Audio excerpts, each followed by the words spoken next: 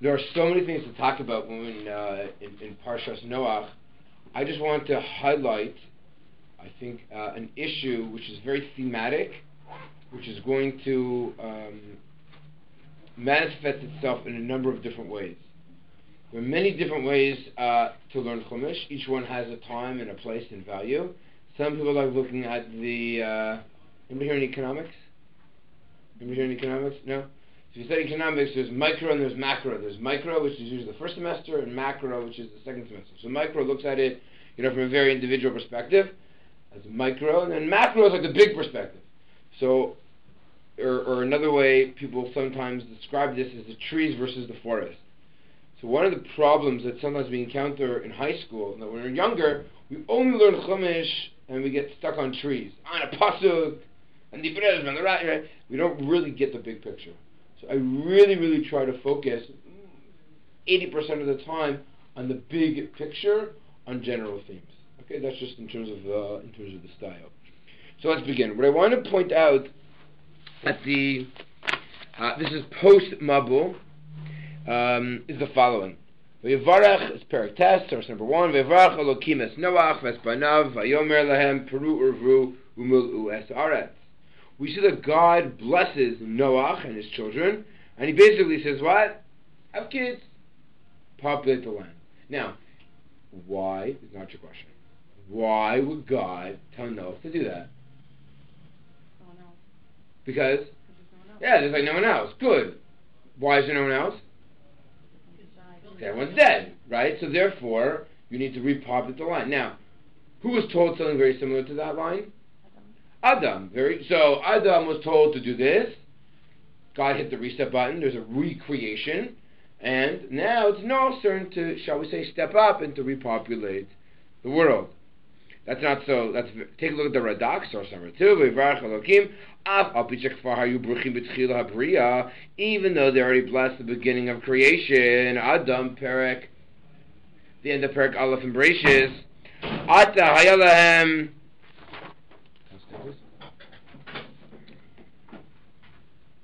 Yitzchila Sabriya, Ki Nitzchadsha Ha'olam Achar Shayatov Avahu, Sherei Niskasta Ha'aretz B'mayim. So again, not such a surprise. The world was destroyed and now needs to be repopulated. I would like to argue there's something much more. It's much more than just, we don't have people, we need people, then I need to give a bracha. It's going to be, I think, much more than that. What exactly there's a little bit more of, we'll get to in a few minutes. What else is very strange, right after Noach is told to repopulate the land, look what he's told after. Look at Dalet. Ach basar b'nafsho damo lo sochelu. Ve'ach et dimchem b'nafsho sechem et drosh mer kochev et droshena mir adam yar ish achiv et drosh et nevesh adam. Shofech dam adam. Ba'adam shemo yishafech. Why? Ki b'tzom elokim asa es adam. What is the next commandment? What is the next lesson that we are taught, that Noach is taught? Don't what? Don't? Oh no, please don't say don't kill. Well, don't murder. Could be Zach's we're not allowed to kill at this point in time. What's the difference between killing and murder? In the Aseret Dibros, when it says Lo Tirtzach, what does Lo Tirtzach mean? Don't murder, right? You're allowed to kill, right? You're allowed to kill, right? When you're allowed to kill? Okay, animals actually might not be considered killing. It could be killing, but for even human beings, when you're allowed to kill a human being, trying to kill you, right? Right? So there are times you're never allowed to murder. It's unequivocal. That's Lo Tirtzach. Okay. Let's say for now, Shofech dam adam demo yishafech. Let's assume for now that's referring to murder. You're not allowed to murder.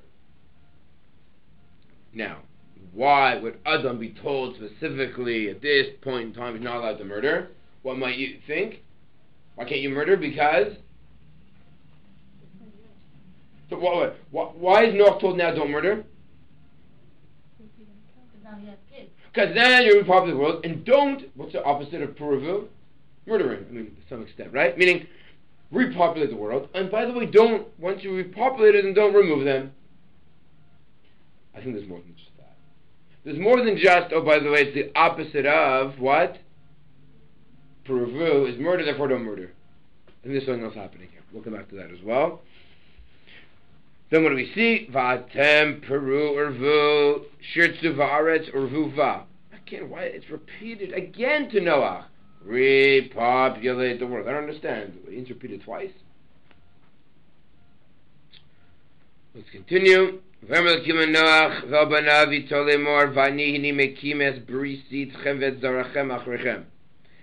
see that God is going to reaffirm a covenant. He's going to reestablish a bris with Noach. And what will be... Thank you so much. What will be the sign? I'm going to establish my covenant with you. Yud Beis. Vayomer Elokim Zos Os Habris. This is the sign of the covenant. Now, don't get confused, people. The covenant is not the same as a sign. I'm going to use an example.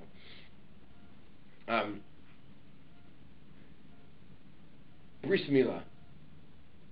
Is Bris Milah the covenant between God and the Jewish people? No, of course not. It's a sign of Bris Milah. So the question is, why do men need a sign and not women? That's a good question. But it's not that you can never reduce a covenant to a material item. For example, no one's going to say that the wedding ring is the sign of marriage. No! Sorry, no one's going to say that the wedding ring is marriage. No, of course not. You can't, anytime you have a special relationship, it can never be brought down to something which is material. It's a reminder, it's a symbol, but it's not the actual covenant, it's not the actual bris itself. So, there's a covenant. What is us? What's the sign of the covenant? That is the kashes. That is the rainbow. That's what it says. What is it? Et kashti nasati banan vayisala os bris beni v'naret. The rainbow will be a sign. The covenant exists. What will be the wedding ring? The wedding ring will be the reminder. The rainbow. The obvious question is, why did God choose the rainbow?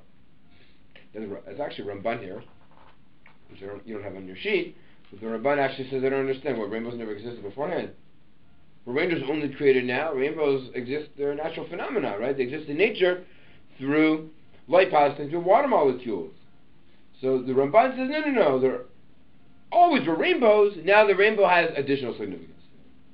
That's what the Ramban says. Regardless, why specifically is a rainbow supposed to be, why was it chosen to be the sign of the covenant? Why? What's the significance? Now, I'm asking these questions because they all appear in the same theme, right? If you take a look in source number 1, they're all following back to back to back. There must be some kind of relationship between them. Alright, what happens afterwards? This is not such good news. Okay, there's a bris, that's Psukim Tasvav, that's Tazayin, that's Yud Zayin. Finally, Yud Ches, the sons of Noach disembark from the Teva. Yud Tes, they begin to repopulate. Pasuchav, Vayichel Noach Ish Adama V'Yitakarem.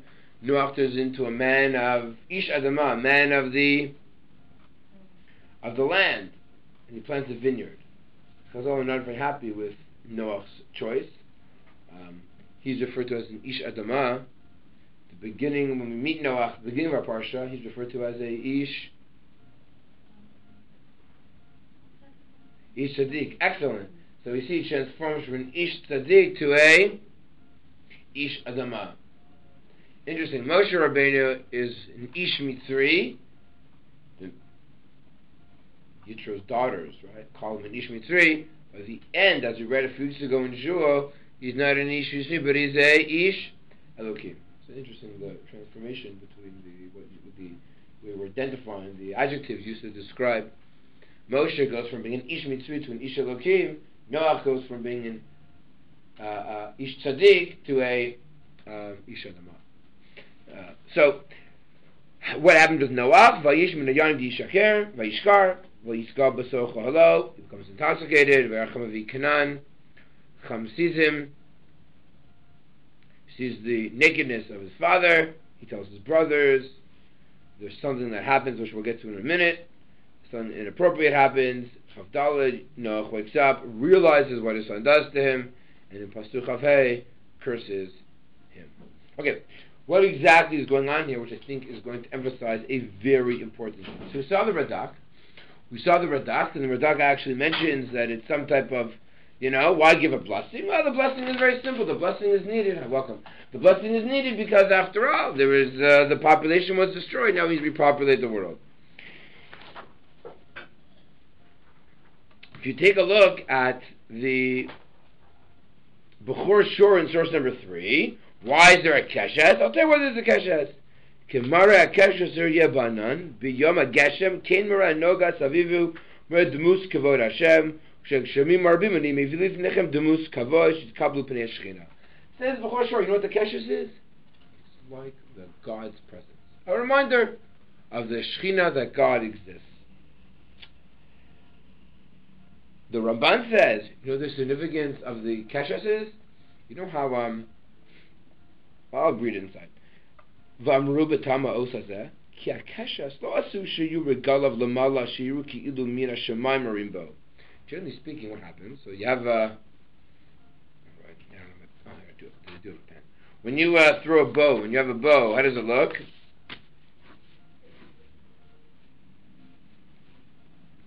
I'm really good at art.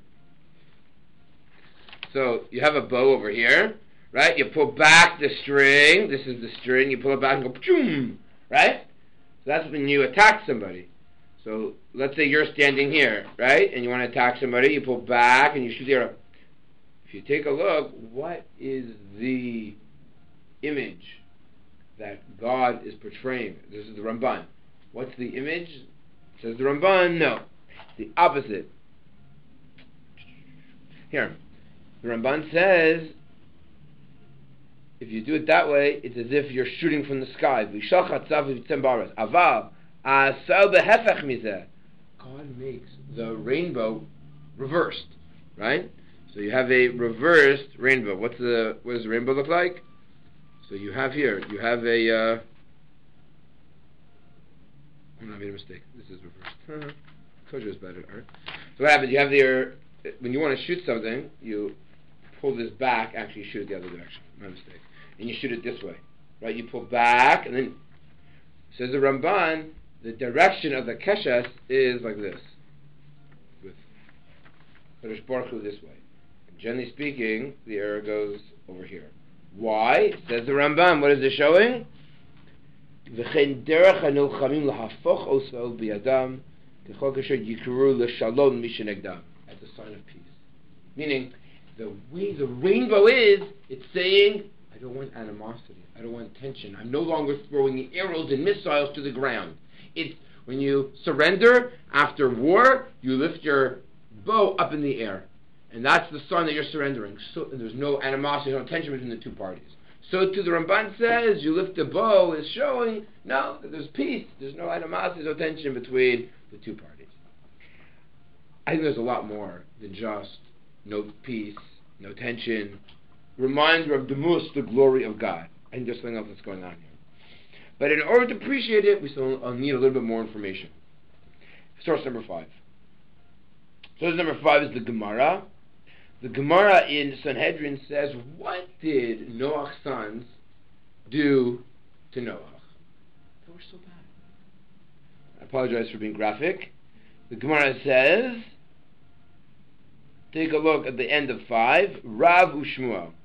Chadamar Sarso, Chadamar Riv'o. Sarus is either they castrated Noach, or they had a relationship with Noach. So bestiality, or in this case it's incest, or they castrated him. I mean, that's pretty graphic. And okay, but why those two? What's the significance of those two? Why they feel that's perhaps what the son did? It's not mentioned in Chumash that that's what happened. Again, I think if we take a look at source number 6, we're going to see something that's going to begin to unlock the secret of what's going on. Take a look at 6. Look at what Noach's told to do. Vaydaber lakim on Noach lemor, tzei min hateva tav yishtecha v'nachon shevanach hayitach. What is Noach told? Noach is told to leave the teva. How should Noach leave the teva, everybody? With Noach and Ishtachah, and with Mrs. Noach, right? Banecha und shevanecha, your sons and their wives. Turn the page. How do they leave the teva? Look at your chas. Vayetze Noach uvanav ishto mishnei vanav ito. How do they leave? The mechitza, right? They leave with the mechitza. What does HaKadosh Baruch Hu tell them to leave? With holding hands, right? Meaning, what's the message? Go out together to revive the world. But they don't go out. They fail to understand. Noach is very good at ensuring the world survives. Noach fails to revive the world. To ensure the world survives, build a teva, put on the animals, go with your family. Wonderful. The world survives. But ultimately, on a very deep level, he's going to fail to ensure the world actually is revived. It'll survive. The heart will still be beating. The blood will still flow.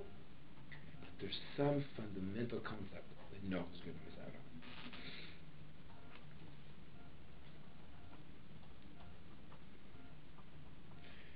The Medrash picks up on this idea, number 6. Did Noach want to leave the teva?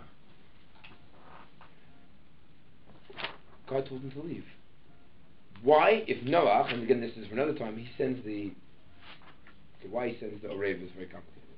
Let's go to the easy one, the Yonah. Why does Yonah send out the Yonah? Why does Noach send out the Yonah? Most probably, it says, what does it say in Chumash? In order to see if there's still ground, right? So when he realizes that there's still, that now there's vegetation, what would you think Noach would do? He'd leave, no? But he doesn't. The Yonah comes back with Alei Zayid, and Noach still stays in the teva. So the Midrash picks up on this. That's source number 6. Take a look. There's a time for Noach to enter the teva. Shneimar bo ata v'chol beisechol teva. V'zman hayalo sheyatza min. Shneimar tzeh min teva. Mashal afarnei sheyatza min hamakom v'ushav acher tachtav.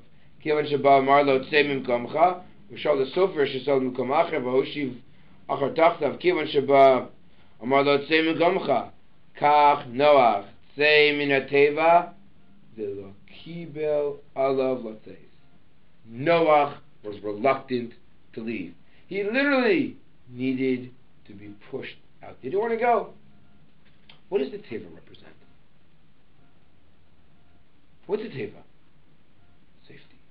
Security. Right? You're in your indestructible vehicle. Right?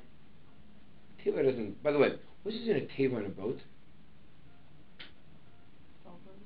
What? An ark is totally enclosed. What else? When you're in a boat, what's your purpose? To travel. In an ark, wherever the wind takes you, wherever the current takes you, wherever the waves take you. You don't have a destination. Noach didn't have a destination. He wasn't going anywhere. He wasn't on a cruise, right? In the, Mediterranean Sea. Noach was just there to be there, to protect it, to be safe, to be enclosed. And now HaKadosh Baruch Hu tells him, go out. By the way, that's very scary. I kind of use the example, you spent a year in Israel, maybe spent 2 years in Israel, all of a sudden, like you're at university. Right? That's like leaving your ark. It's like leaving your protection. You're going out in, oh my goodness, what the world is going to be like. It has a very scary dimension to it. No question. You come here and you get in your house. Baruch Hashem.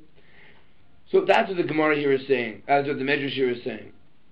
Look, Amar Eitze, Vayeh Pervivia, go out and repopulate the world. So again, we see that Noach, the Medrash, is reluctant to do it. I showed you Psuki that Noach is reluctant to do it, right? He didn't want to go out. He didn't want to repopulate the world.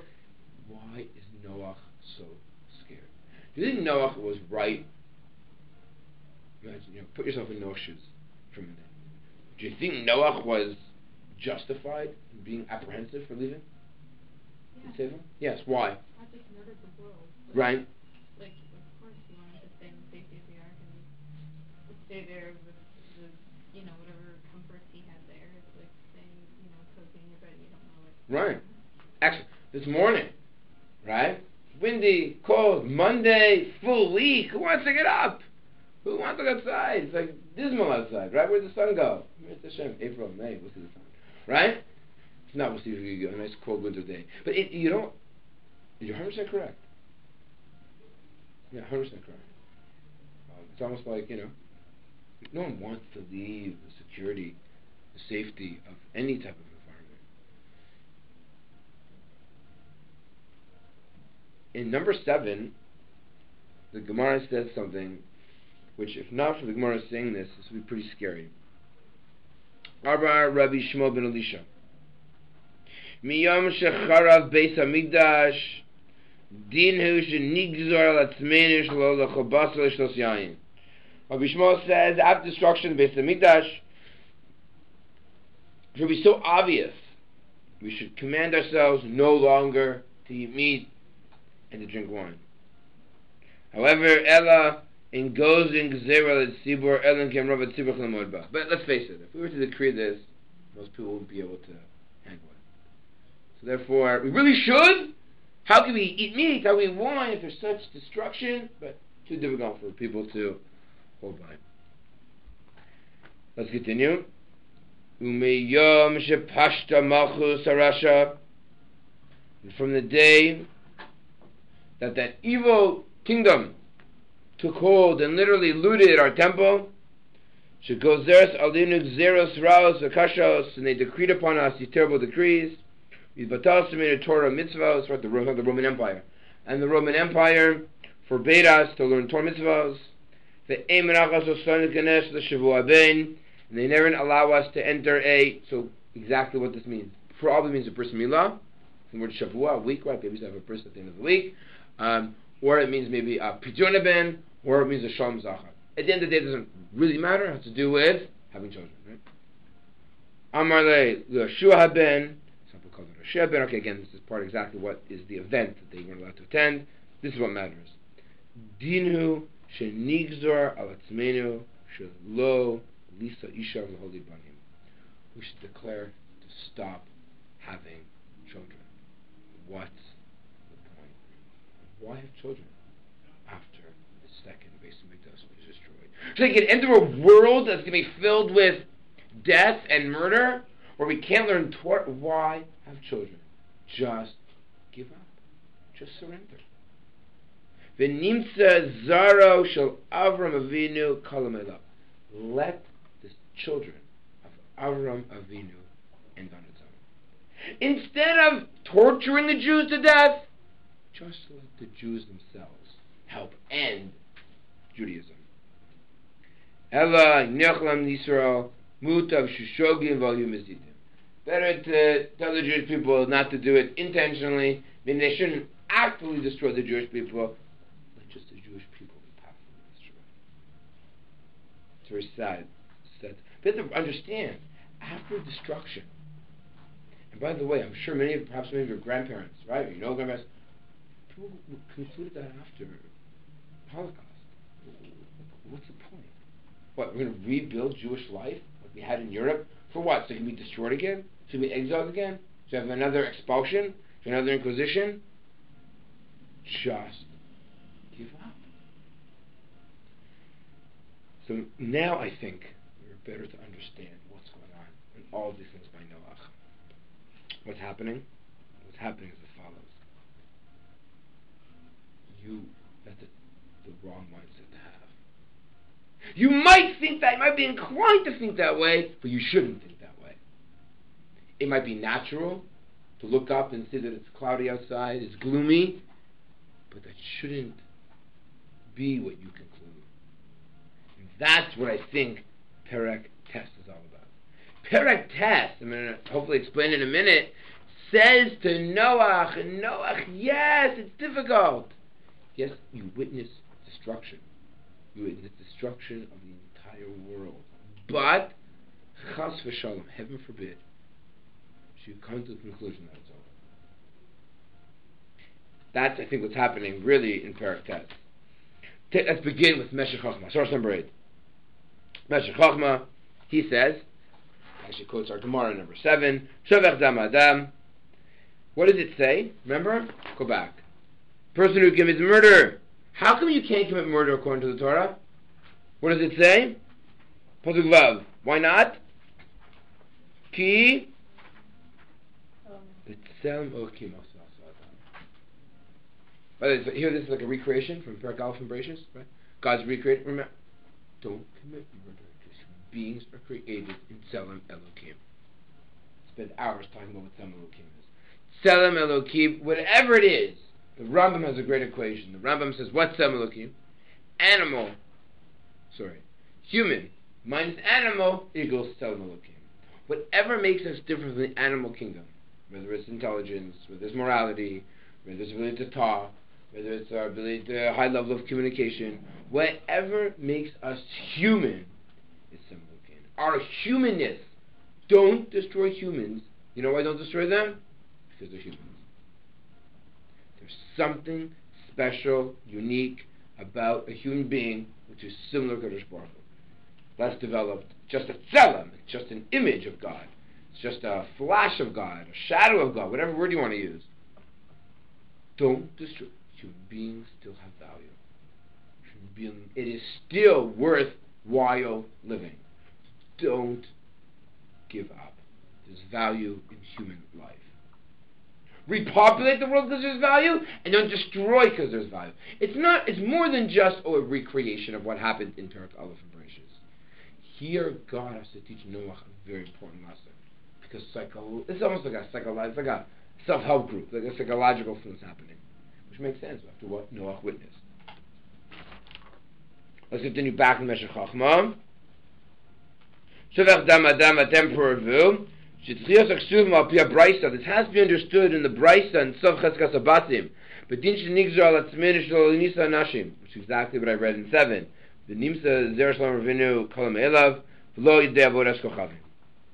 Right? You understand where I got it from. The Meshech Chochmah says Noach needed to be told, don't give up. Life is still worth living. Invest, live, bring children into the world. Revive the world. So Rashi says, "L'zeh amar ki af b'shah sheish cherev v'shvichus dam harbe." When there's a lot of death and a lot of destruction and war, in lechem lahabit al zeh. Don't focus on death. Don't focus on destruction. Ki anochi drashet nefesh adam. I will seek, says Kadosh Baruch Hu, the soul of man. V'shovech dam adam hu yishva. You might think that the blood of a human is cheap. You might think there's no value anymore. No, the opposite. There's still value. There's still purpose. There's still meaning. Rak atem puravu. Bring children into the world. You might conclude, Lo somru lamanei le'le'ba'al le'kilyan. Why bring people in the world that's just going to be death and destruction? Mutak shir kalam elav. Let it die out on its own. Ein lechem lahabit al zeh, says Meshech Chochmah. Don't look at that. V'lachin ksiv v'shotos to Rabbi Achi. Parsha Baracha de mitzvahs likach nashim lidbani mikra de Yirmiyah. The Amar Kulachem Nashim V'Ledubanim, says the Meshech Chochmah. What is Yirmiyahu need to tell the Jewish people after Churban Bayis Rishon? The exact same message. Take wives and have children. We see this by the Churban Bayis Rishon. We see this by the end of Churban Bayis Sheni. The truth is, it happens by the Inquisition. It happens by the expulsion of Spain. It happens after the Holocaust. Any time there's major persecution, when any one of its forms, there are those who say it's over. Why even bother anymore? By the way, I just thought this doesn't begin. This begins even in Chumash. Do you know who I think the first person to say this was? Amram and Yocheved. What do they say about the Gzeira of Paro that we're familiar with? What do they say? Why should we get divorced? Because don't bring children into the world. And look, Miriam to say absolutely not. Right? V'yikach ish bas Levi, v'yikach bas Levi. Right?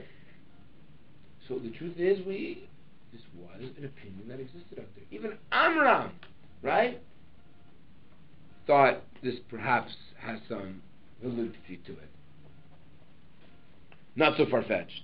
So he says by in the Chumash Chachma, quotes the Gemara in Surah 7, quotes Yirmiyahu has to tell the people. Let's read the last two lines. That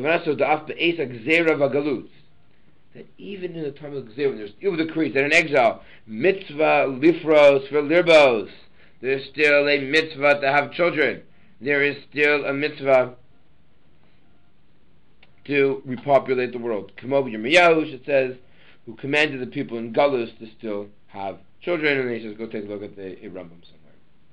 Okay, so if that's true, you need to understand, though, how does it connect to the rainbow? What's the message of the rainbow? Right? More than just the Ramban who says, it's like, I surrender no more animosity between heaven and the earth. We see someone else. And more than the Bechor Shor who just says it's like a symbol for God, God's glory in the world. But if this is true, it's going to fit. We need to find something that's going to fit our theme. Remember, I told you we got to look for a forest out there.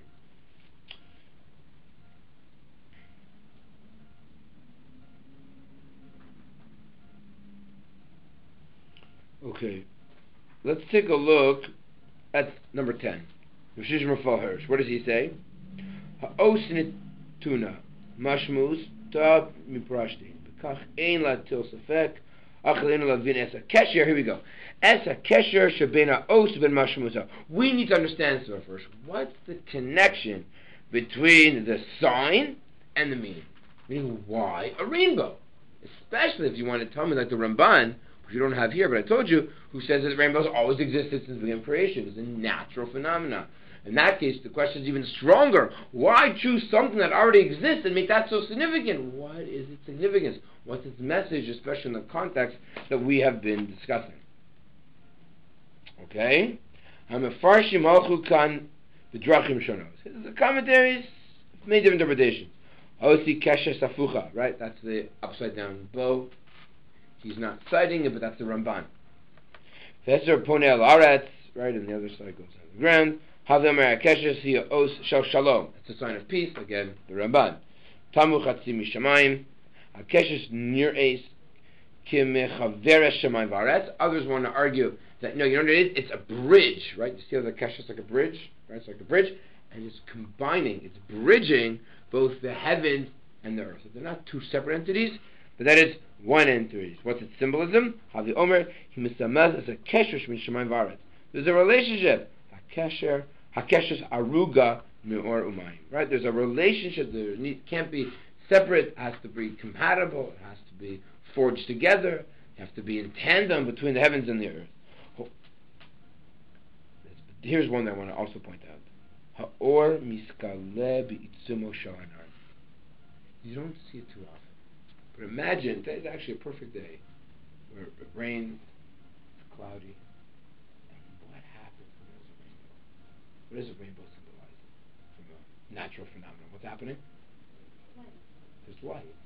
Meaning, the darkness of the clouds, the doom and gloom eventually move to the side. And when the doom and gloom move to the side and the sun shines down, and there's a lot of water molecules left in the atmosphere because of the rain, what happens? The light gets refracted and produces a rainbow. Meaning that even after darkness, there's still light. Even after storm clouds, there's still a ray of sunshine. That's what the Rav Hirsch is saying. The light is revealed, even though there's this power of the cloud. That influence life and death.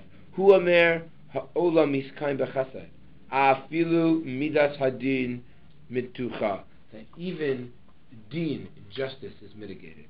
Here I think Bereshis points to something very intriguing. I'll give you an example. Turn back. Look at Pasuk Aleph in source 1. Look at Pasuk Ches. Look at Pasuk Yud Zayin. What name of God is used in all those places? Well, Elokim. Now, I'm assuming many of you are familiar with this. If not, I'll do a 30-second version of what's a little bit more extensive. There's only one proper name of God. That is Yud-Kei-Vav-Kei, Elokim, God. We pronounce today, right, the Shem Adonut. Rashi, in last week's parsha, says, what is Elokim? Hashem Shu Elokim. Any other name of God is an adjective. Describes some type of characteristic of God. Elokim doesn't have to be God. It could also be a master, it could be a judge, it could be some. So when the Torah uses the word Elohim, it often is understood as a strict sense of justice. Parak Aleph in Bereshis only uses the word Elohim. That's the creation of the world. Why is the natural world filled with justice? The answer is very simple. When it rains outside, everyone's wet. I don't care if you're a tzaddik or you're a Raja. There's no distinction. Everyone gets affected by it. That's Elohim. Yud-Kei-Vav-Kei, Parak Beis, is a relationship between God and mankind. There's actually a conversation. God commands Adam, eat from all the trees, don't eat from this tree. There's a conversation. There's dialogue. When you command someone, you have expectations of someone that you're close with, you have a relationship with. So Parak Beis introduces this Yud-Kei-Vav-Kei, which is understood in more merciful relationship. So if I were to ask you, which name of God should appear to produce the rainbow, to say have children, repopulate the world, which name would you most likely to choose? You give up, but that's not what we see here in Chumash. So this you should know causes major trouble with, actually, is it here? No, it's, I forget, I'm not going to erase what I was about to say. The question is how we understand why is the name of Elohim used in this parak. It's so counterintuitive to our entire analysis of names of God. That is what I believe Rav Hirsch is referencing here in a very short period of time. Rav Hirsch says, go back to Rav Hirsch 10, right before the little space, Ha'olam iskayim b'chesed afilu midas adin mistucha. Even though midas adin, there's justice, Elokim, still mitigated. Because what might you say? You'd say, wait a second, all repopulate the world, sure, but it's just going to be destroyed again. Because God is a God of justice, of deen. That's what Rav Hirsch is saying. Specifically, the name Elokim is used with an aspect of there's still rachamim. There's still, why? It's not just deen. Even deen is mitigated. And what reminds us of it? The rainbow. Yes, there might be a storm. Yes, there might be a cloud. Yes, there could be persecution. Yes, there could be suffering. But there's still a rainbow. There's still light, and there's still hope, and there's still brightness. It's not all about doom and gloom. Even the Elokim has, says Rav Hirsch, is minimized. And that's what I think Rav Hirsch here is referring to. Here, take a look now. The last 3 lines in Rav Hirsch, the words Vihine, halfway, 3 lines down from the end, right in the middle, Vihine with a comma. Zokol itzmashal akashas. This is the essence of the rainbow. Hikeren or achas. It is one ray of light. Malea v'tara hashvira l'shiva gvanim. That's broken into 7 different compartments, 7 different colors. Mina keren aduma, from the red section, hakrovala or from the red which is closest to the light, but keren hasigula, or from almost this purple, right, this crimson which is further away from the light. Umisma zeges im ha'ufel. And what happens? We all know it's just white light, it just gets diffracted. Right? That God's goodness, God's source of light, gets spread out, so to speak, across the world in different particles, gets portioned out across the world. It starts from the keren of achas hamira b'melo tarasa, right? That lightens in its the entirety in pureness and in goodness. That is what I think Rav Hirsch is saying. So if we go back to where we started, if you take a look, what are the connection between these 4 things? What connection in source number 1 in Parak Tes? God needs to literally push on Noach from the teva. God needs to encourage Noach. You need to it not just have children, but it's worthwhile to have children. It's worthwhile not to ensure the world survives. You to revive the world. It's not just a physical statement, it's also a psychological, emotional push that has to transpire. And therefore have children, and don't destroy the children. Not don't destroy people because it's a wrong thing to do. Right? I argue this a lot in my chat class, right? It's because you could justify someone annoys you, get rid of them. They're annoying you. The reason why murder is forbidden is because human beings are created in the image of God. That's what and therefore we have a responsibility to uphold, the responsibility to ensure that it's a life that is worth living. And then we understand again the Keshes idea. What's the idea of this rainbow? Yes, maybe it's about peace. Maybe it's about bridging the world of Shamayim and Aretz together. Yes, this could be. It's all that. You know what else it's a matter of? It's also a matter of light and hope when times are difficult. And Noach's sons, what did they do to Noach? Either they ensured that he would never have children again, because life isn't worth living, or out of a sense of hedonism, a sense of personal gratification that's not going to lead to children, but rather something which is pleasure-seeking for the sake of pleasure, not for the sake of the world. That's what they sought. Because they came to this conclusion that, forget it, let's eat, drink, and be merry, because the world's going to come to an end anyway, so let's just enjoy and party. Both of those two concepts are exactly the opposite of what Kadosh Baruch Hu wanted to teach Noach and wanted to teach his family and the world. Which is why, maybe, we don't look at Noach as someone who we want to emulate. Noach ultimately transforms from an Ish Tzaddik to an Ish Adamah. Rather, who are we going to look towards to be our guiding light? Who we see ourselves as descendants from? Not just Abraham, which we have to wait until next week for that. Right? But that's why it's clear that I believe that Noach fails. His immediate family fails. God has to ensure the world continues.